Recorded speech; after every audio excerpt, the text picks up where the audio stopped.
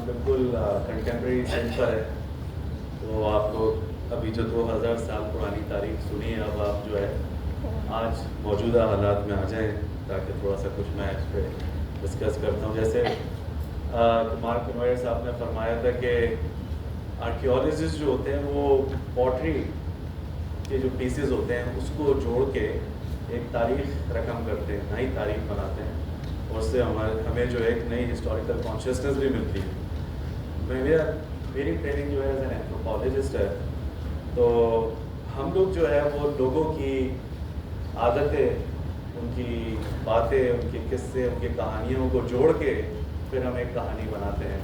تو ہمارا کام جو ہے وہ لوگوں کے ساتھ بالکل جڑا ہوا ہوتا ہے. اور میری جو ریسرچ ہے وہ کراچی کے مشہور بازار جو بولٹن مارکیٹ اور چوڑیا بازار ہے، یہاں پہ میں نے کی تھی کچھ سال پہلے، اور وہ آن گوئنگ چلتی رہتی ہے. میں نے کافی وقت جو ہے یہاں کے جو کرنسی ٹریڈرز ہیں، جو حوالے والے ہیں، جو مختلف بیوپاریز ہیں، سوداگرز ہیں، ان کے ساتھ میں نے کچھ وقت گزارا، اور جو کچھ سیکھا ان کے ساتھ وہ میں آج تھوڑا سا پیش کرتا ہوں.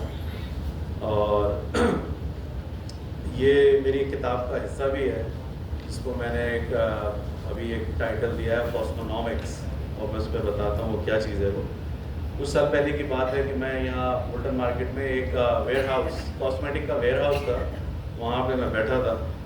تو وہاں پہ ایک تاجر جو ہے سکھر سے آتا ہے، اور وہ اپنی خریداری کرتا ہے، اور پھر جب اس کو رقم لینے لگتا ہے تو کہتا ہے کہ یہ رقم جو ہے کل مجھ سے گم ہو گئی تھی. کل یہ رقم 2 لاکھ کے قریب کچھ تھی رقم جو اس سے گم ہو گئی تھی. وہ کیا تھا قصہ، یہ حضرت جو ہیں یہ ایک دن پہلے الیکٹرانک مارکیٹ گئے تھے، وہاں انہوں نے اپنی نوٹ بک کے اندر 2 لاکھ روپے رکھے تھے، اور وہ وہیں بھول کر آ گئے. اور جب اپنے روم میں آئے ہوٹل کے، تو وہاں انہوں نے دیکھا کہ ان کی کتاب جو ہے وہ مسنگ ہے، اور 2 لاکھ روپے بھی چلے گئے. تو انہوں نے وہاں پہ ان اللہ و انا الیہ راجعون پڑھ دیا کہ اب یہ رقم جو ہے گئی، اب نہیں ملے گی. تو وہاں جو دوسرے حضرات تھے انہوں نے پوچھا آپ کو نیند آ گئی تھی؟ انہوں نے کہا دعا پڑھ کے کچھ تھوڑی سی تسلی ہوئی. لیکن جو دوسری صبح جیسے ہی اٹھے واپس الیکٹرانک مارکیٹ گئے، وہاں جا کے اسی دکاندار سے پوچھا کہ بھائی میں نے ایک کتاب بھول گیا تھا، یہاں پہ ہے. وہ ان کو مل گئی. انہوں نے جیسے ہی کھول کے دیکھا اس میں 2 لاکھ روپے ان کے رکھے ہوئے تھے. تو انہوں نے اس 2 لاکھ روپے میں سے کچھ رقم جو ہے وہ اللہ نام کے خیرات کر دی. تو اس طرح کا جو واقعہ جب انہوں نے سنایا تو وہاں جو بیٹھے ہوئے جو لوگ سن رہے تھے وہ سب بہت حیران ہوئے کہ کراچی میں واپس کوئی چیز ملنا نہ ایک معمہ ہی ہے.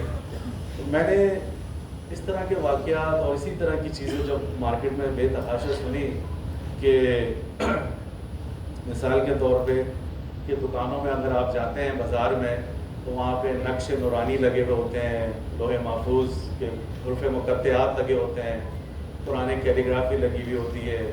صبح ہی اٹھتے ہیں تو وہ اپنی دکانوں کے اندر دھونی دیتے ہیں. اکثر دکاندار ایسے ہیں جو کرائے پہ کسی کو لے کر آتے ہیں، وہ قرآن کی تلاوت کر کے ان کی شروعات ہوتی ہے. اس طرح کی چیزیں وہ بہت عام ہیں ان مارکیٹس کے اندر، بولٹن مارکیٹ اور چوڑیا بازار.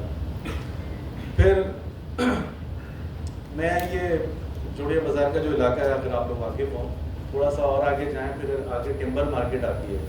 ٹمبر مارکیٹ میں یہ سارا لکڑی کا کاروبار کرتے ہیں بیوپاری، اور یہاں پہ دکان کے باہر 52 کا جو فگر ہے وہ لکھا ہوا تھا، 52.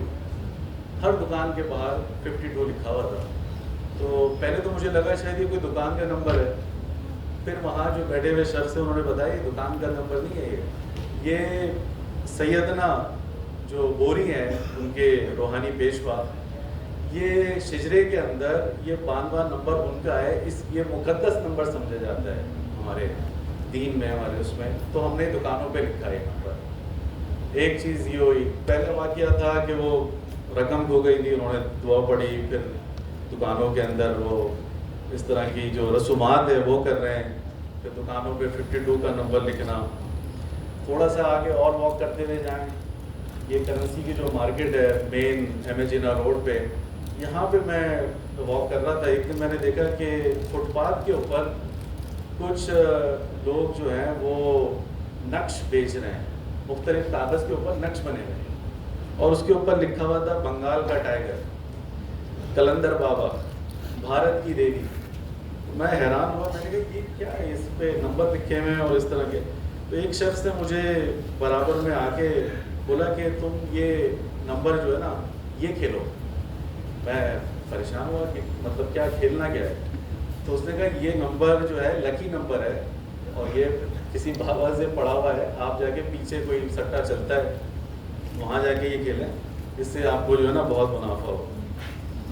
फिर और आगे कहानी जो है वो इस तरह से एंथ्रोपोलॉजी से काम होता है, वो एक स्नोबॉल इफेक्ट जो होता है, वो हम चलते हुए कहानियाँ किससे जमा करते हैं। तो ये एक तरह से बहुत आम सी चीज़ें हैं जो मार्केट्स में होती हैं, और इकनॉमिस्ट जो होते हैं वो इन चीज़ों को रद्द कर देते हैं। वो कहते हैं ये सब बेकार, ये खराफात हैं, इनसे कुछ नहीं होता, ये सब बेकार की बातें हैं, ये अनपढ़ जाहिल लोग जो हैं ज़्यादातर इस्तेमाल करते हैं। इत्तेफाक हुआ एक दफ़ा ये हबीब फैमिली जो इनके जो सरबराह हैं उनसे बात करने का, तो उन्होंने मुझे अपने ऑफिस में बुलाया। फिर हमने जब इंटरव्यू मैंने शुरू किया तो उन्होंने कहा कि मैं हर सुबह उठ के जो है वो सहीफ़ा सज्जादिया इमाम ज़ैनुल आबिदीन की जो दुआएं हैं मैं उठ के वो पढ़ता हूँ। उससे मुझे उसके पढ़े बगैर मैं अपना दिन, कारोबारी दिन शुरू नहीं करता। अच्छा, उसके पीछे अगर आपने कभी देखा हो हबीब मेट्रो का जो साइन है हबीब बैंक का, उसका जो मोनोग्राम है उसमें एक शेर बना हुआ है। शेर कभी गौर से देखिएगा, उस शेर की जो शक्ल है वो इंसानी शक्ल है। तो वो जो है वो शेर सिंबलाइज करता है मौला अली शेर खुदा, उससे सिंबलाइज होता है। और उसके नीचे जो है वो 5 सितारे बने हुए हैं जो पंजतन पाक अहले बैत से मुंसलिक हैं, और एक नीचे तलवार है अल-जुल्फ़िकार जो हज़रत अली की तलवार से थी। तो फाइनेंस और फेथ वो एक दूसरे के साथ बिल्कुल गठजोड़ है, उसका बिल्कुल जुथे में हैं, उनको अलग नहीं किया जा सकता। तो मैं ये एक आर्ग्यूमेंट करता हूँ अपनी बुक में कि अगर आपको ये बाज़ार लोगों की जो माशी सोच है इसको पढ़ना है तो आपको उनकी जो रसूमात हैं, उनकी जो दीनी सोच है उसको भी साथ पढ़ना होगा। और इसको जो इसका जो फ्यूजन है उसको मैं कॉस्मोनॉमिक्स का नाम देता हूँ कि कॉमर्स और कॉस्मोलॉजी को मिल के ये एक नई सोच, एक नई फ़िक्र, एक नई तहजीब जो है इन बाज़ारों में चलती है, जो ना कि एक सरमायादाराना निज़ाम में फ़िट बैठती है वो। क्योंकि सरमायादाराना जो निज़ाम है उसमें क्या होता है, सबसे बुनियादी मकसद जो ताजिर का, जो सौदागर का, जो बैंकर का होता है वो होता है सेल्फ मैक्सिमाइजेशन, अपने आप की गर्ज को तक़वियत देना, ज़्यादा से ज़्यादा करना। लेकिन यहाँ पे वो उस तरह से नहीं हो रहा।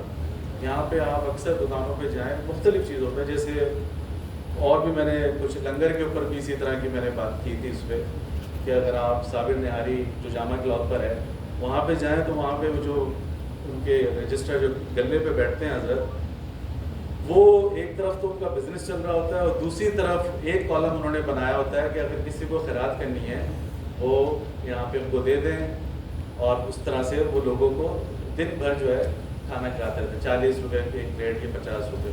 तो बिज़नेस भी चल रहा है साथ साथ, और साथ साथ एक चैरिटी और खैरात का निज़ाम भी चल रहा है, दोनों एक साथ उसमें चल रही है। चलो मगरिब में क्या होता है, वेस्ट में ये अब जो है वो जुदा हो गया है बहुत हद तक। एक तरह से उसमें एक गैप आ गया है कि religion is a different thing, it's a private affair. वो आपका एक ज़ाती अमल है, वो अपने चर्च में या मस्जिद में रखें। और इकनॉमिक्स जो है वो मार्केट, वो सेक्युलर प्रिंसिपल्स के तहत चलेगी। हालांकि वहाँ पे भी ऐसा नहीं होता। अगर आप उनका डॉलर का वो देखें नोट, उसमें भी लिखा हुआ होता है इन गॉड वी ट्रस्ट। तो उसका मतलब है कि वहाँ पे भी एक खुदा की छाप जो है उस पर भी नज़र आती है उनके नोटों पर। तो ये जो पूरी एक अच्छा, फिर बातचीत जो करते हैं अक्सर आपने देखा होगा कि दुकानदार जो है वो, जैसे मेरा वास्ता पड़ा एक अब्बासी कुतुब खाना है जोड़िया बाज़ार में, काफ़ी पुराना, तकरीबन 100 साल हो गए उस कुतुब खाने को, अभी भी है वो। और वहाँ पे एक दिन बैठे हुए थे, बातचीत होती है, تو کچھ نیگوشیشن ہو رہی ہے کتاب کے اوپر.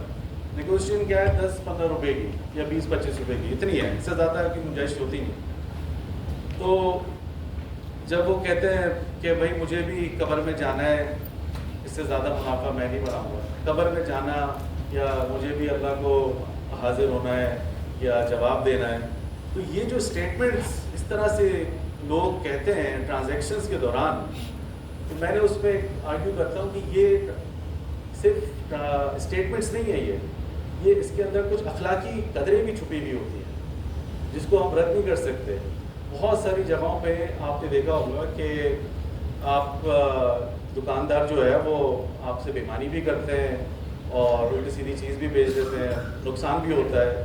لیکن یہ ایک تاثر ہمارے ہاں ہے اور ہوتا بھی ہے, لیکن جو میری ریسرچ بتاتی ہے کہ کچھ اخلاقی قدریں ابھی بھی ہیں, باقی ابھی بھی ہیں. اور اخلاقیات اور مالیات کا جو تعلق ہے وہ ہمیں بہت بغور اس کو دیکھنا پڑے گا, اس کو رد نہیں کر سکتے. اور اسلام کے اندر ایک خاص قسم کی کمرشل آپ اس کو کہہ رہے ہیں کہ اہمیت ہے. حضور صلی اللہ علیہ وسلم کا تعلق خود تاجر بھی تھے, کپڑے کی تجارت کرتے تھے. کافی سارے جو یہاں پہ گجراتی میمن مرچنٹس ہیں ان کا تعلق کپڑے کے بیوپار سے ہے, اور وہ اس کاروبار کو ایک طرح سے مقدس بھی سمجھتے ہیں کیونکہ کاروبار کے اندر منافع بھی ہے اور وہ ایک مذہبی فریضہ بھی انجام دے رہے ہیں, مطلب وہ الگ نہیں ہے. تو اس فیوژن کو میں نے نام دیا ہے کاسمونامکس. کاسمونامکس جو ہے وہ کامرس اور اکنامکس سے مل کے یہ ایک نئی فگر بنتی ہے. اچھا, اس کا تعلق اسلامک فائنینس یا اسلامک اکنامکس سے نہیں ہے جو ضیاء کے ٹائم پہ امپوز کیا گیا تھا جبری طور پہ. ضیاء الحق نے کیا کیا تھا, اس نے زکوٰۃ کو کمپلسری قرار دے دیا تھا کہ اب آپ جس کا بھی بینک اکاؤنٹ ہوگا اس کو زکوٰۃ دینی پڑے گی.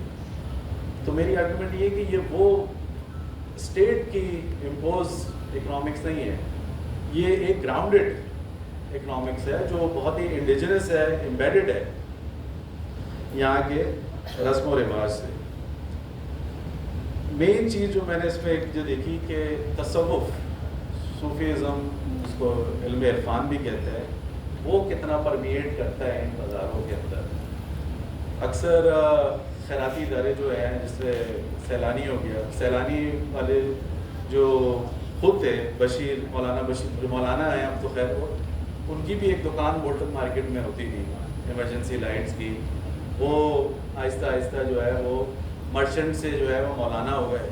اس طرح کی بے تحاشا مثالیں ہیں کہ کس طرح سے یہ ٹرانسفارمیشن ہوتی ہے. تو میں یہ ٹرانسفارمیشن دیکھ رہا ہوں کہ مرچنٹ کا ٹرانسفارم ہونا مولانا کے اندر.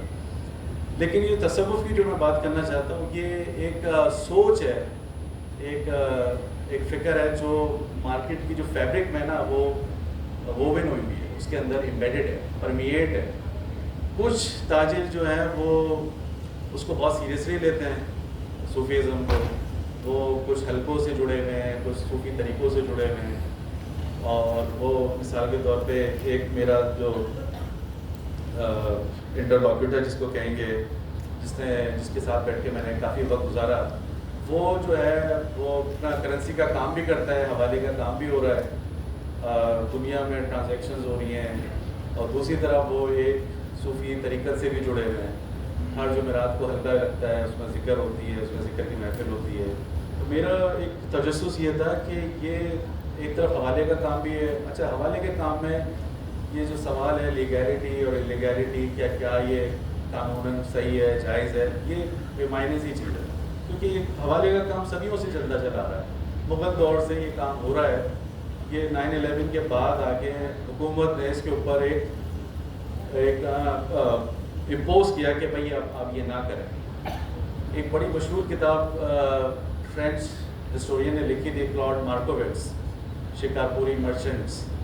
تو اس کے اگر آپ پڑھیں تو اس کے اندر بڑے ڈیٹیل کے اندر انہوں نے یہ دکھایا ہے کہ حوالے کا کام شکارپور سے وہ جو تاشگر ہے چائنا میں, جو ماسکو ہے, الیگزینڈریا ایجپٹ میں, پناما تک, وہاں تک پھیلا ہوا تھا شکارپوری مرچنٹس کا, کیونکہ ان کا جو کنگشپ نیٹ ورک ہے وہ پورا پھیلتا ہے.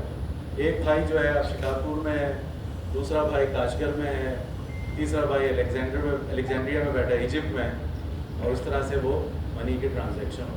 तो मेरा काम हवाले वालों के साथ था और मैं ये देखना चाह रहा था कि उनकी क्या दीनी या क्या एक फ़िक्र है जिसके तहत ये कारोबार चलता है।